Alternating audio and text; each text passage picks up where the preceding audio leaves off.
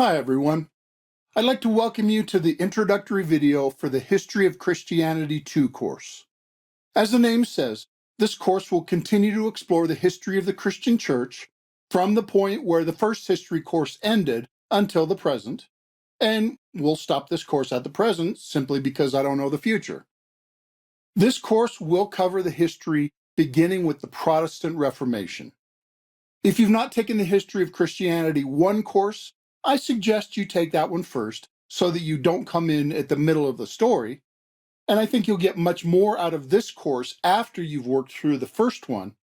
However, this course will make sense on its own, and it does start with review, so I won't absolutely insist that you take the first course first.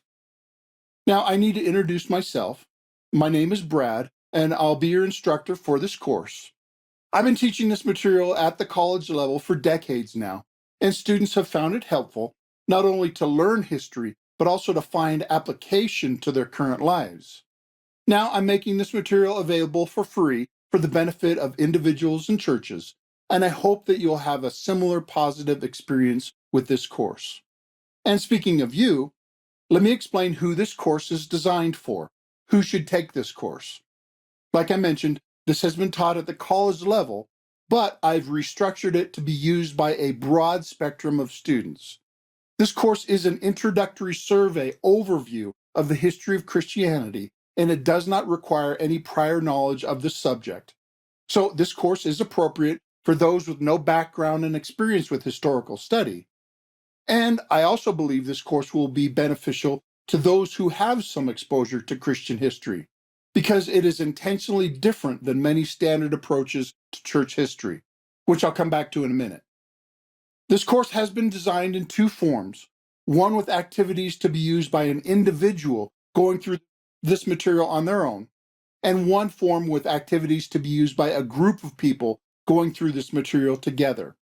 Therefore, this course is appropriate for individual Christians wishing to grow in their knowledge, wisdom, and character. But it is also helpful to be used in churches, colleges, schools, or any group or person who wishes to understand Christian history and its implications better. Now, all the details of this course are clearly spelled out in the course syllabus, which is available on the course introduction page. That is an important document describing all you need to know about this course. However, I'm not going to insult your intelligence by walking you through it. I just want to highlight a few things to help you get a feel for this course and where it is going. First is the course description. This course is a study of the history of Christianity from the Reformation to the present. You'll learn how believers in the past successfully lived out their Christian faith in a variety of ways, and this will demonstrate how God has used faithful people, inspiring you to follow their example. And it will also demonstrate failures of the past to serve as warnings so that you don't make the same kind of mistakes. It will also give you a greater understanding and appreciation of your own tradition and place in God's larger story. Understanding history as God's work in, through, among, and for His people will help you to be a better Christian and more fruitful in your own calling. And there are also specific objectives that I want to help you students accomplish. And I've broken these down into 2 categories. First are the general things you will learn, and second is the general mindset and wisdom you will gain in order to put the things you've learned into practice.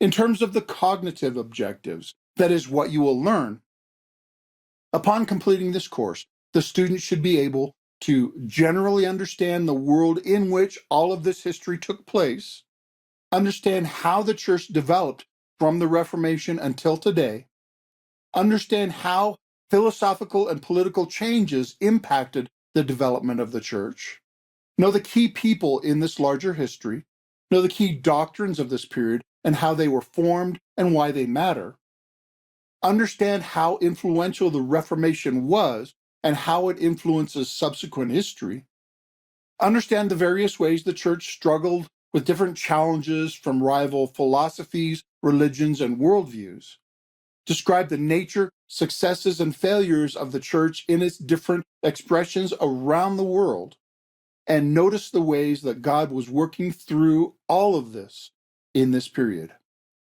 Now, in terms of the mindset goals, that is, how you will be prepared to apply what you've learned. Upon successful completion of this course, each student should have opportunity to grow in their own character, faithful discipleship, and worship, have a love for history, and continue to pursue wisdom through further study of history, grow in their own wisdom by using the lessons learned from history to prudently respond to their own challenges and opportunities, and grow in their love and trust of God based on His historical track record, trusting that God will be with you just as He was with His people throughout history, to lead you to faithfulness and victory in any situation.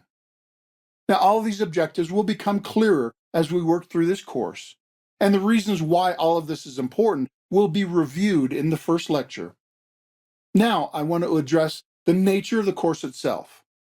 There are a lot of history resources out there. Some of them are excellent, and some are not. So, how is this course different? What is this course like? Well, this course is intended to be systematic, covering the material in an organized, consistent format to aid the student's learning. And this course attempts to be intellectually significant without overwhelming with boring details. In other words, I want to avoid just dry scholarship that's intended to impress scholars, which is irrelevant to normal people. History is more than just names and dates. It is real people in real situations with real consequences. So I want to help you make the connection between what you learn about the past with how you can live in the present and future better. Therefore, this course will not only look at the events of the past, it will also concentrate on the lessons and principles that can be learned from the events of the past. History gives us many great examples of good things we should imitate, and it also gives us many bad examples of dangers and blunders we should avoid and guard against. This course puts an emphasis on learning these principles and lessons and applying them to current situations. It concentrates on learning the significance and application of lessons from history. Now, there is a lot of information to be learned in this course, and I've tried to organize it in a way that helps you turn the information into knowledge, to learn it and retain it.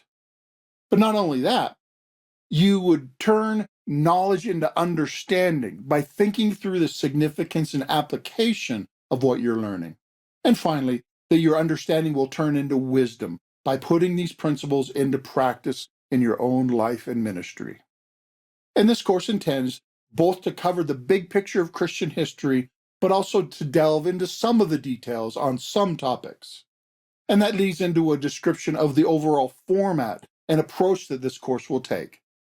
There's basically 3 levels of focus to help you understand, retain, and apply all this material.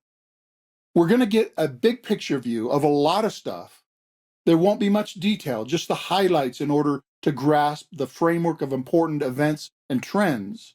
And that'll happen mostly through your own reading in the course textbook. But then we'll also look a bit closer at a few key events or people. And that'll cover fewer topics, but look at them in more detail so that you can go deeper in your understanding and application of some of the most important subjects. And that'll take place through the online lectures and discussion or reflection and other activities. And then there will be one topic, event, or historical person that you'll examine in much more detail, and that will be a topic of your choice. And this will happen through a term project, which you will research and present. Now, all the course activities, requirements, and resources will be introduced and clearly explained in the second introductory section covering the course resources and activities. But I'll remind you again that they're all clearly laid out in the course syllabus and in the instruction guides that are included with each module. Now, I believe that the course website is easy to navigate. Just follow it from top to bottom and page to page in the order it is presented, and I think you'll do just fine. Now, that's all for the introduction to this course. I hope you're excited to work through this course and gain the benefits that are offered, and I will be praying for you as you engage in this material.